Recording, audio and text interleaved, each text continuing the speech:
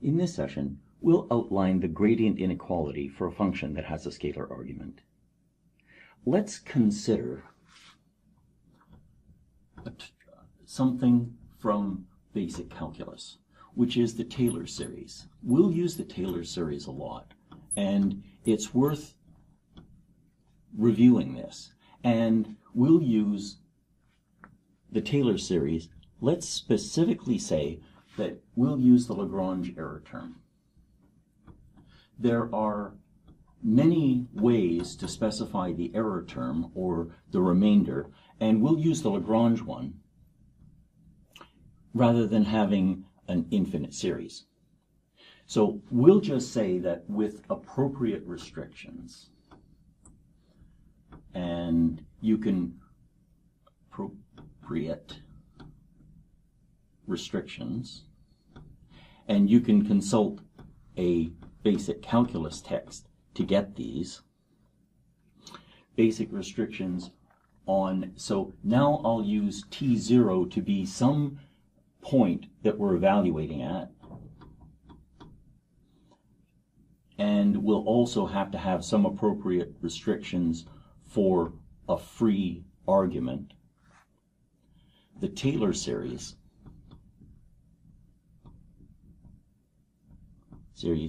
is, so the Lagrange term is the function at any free argument with appropriate restrictions can be expressed as we evaluate the function at t0, which is the point around which we're expanding the Taylor series, and then we add the first derivative at that expansion point times the free argument minus the expansion point. And then this is an infinite series, and the Lagrange error term is plus 1/2 of the second derivative evaluated at the expansion point. Sorry, that's the second derivative evaluated at a value c, which is near the expansion point, times t minus t0 squared. So what this says is that the function at any t, which is usually near the expansion point, is the function at the expansion point plus a linear term, and then all of the rest can be expressed as there exists a c close to the expansion point such that this is true. And this is a theorem out of basic calculus. So let's observe that what happens if the function is convex near the expansion point.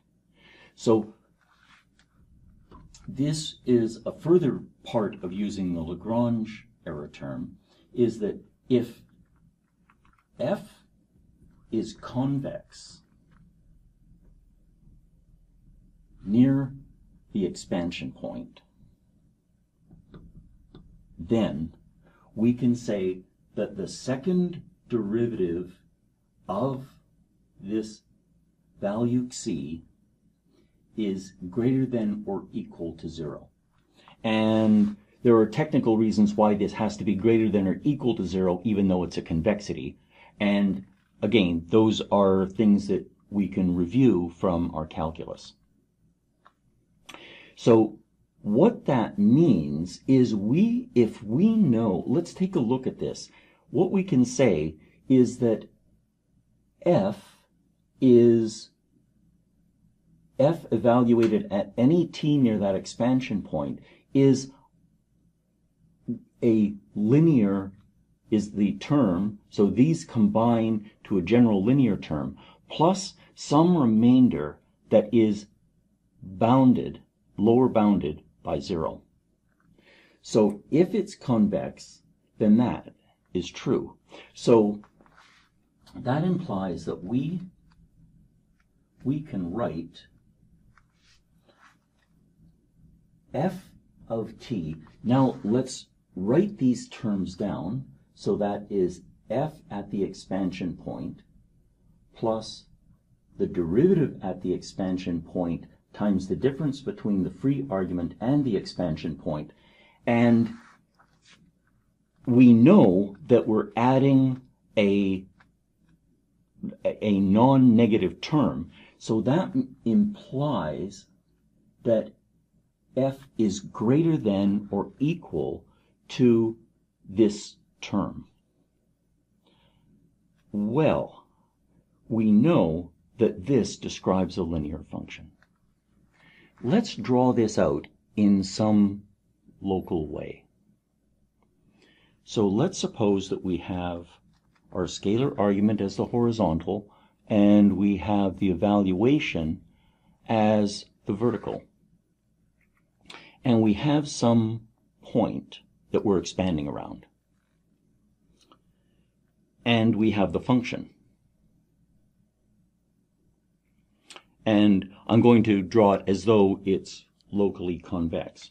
Well, if we pick this expansion point, then for this t0, what we have is t0, f at t0 plus a constant scalar multiple of the difference between the argument and t0. Well, that creates a line that has slope f prime at this point. And so, geometrically, this gradient inequality says that within at least some region near this expansion point, that the function is convex means that it is geometrically lying above its tangent line. And suppose that we had a different expansion point here. What would happen in that case? Well, again, around that expansion point, this is going to have a derivative, and what we'll see is that no matter how we write this, this function locally is geometrically above the tangent line. And in subsequent sessions, we can use this to great effect in trying to find an optimization.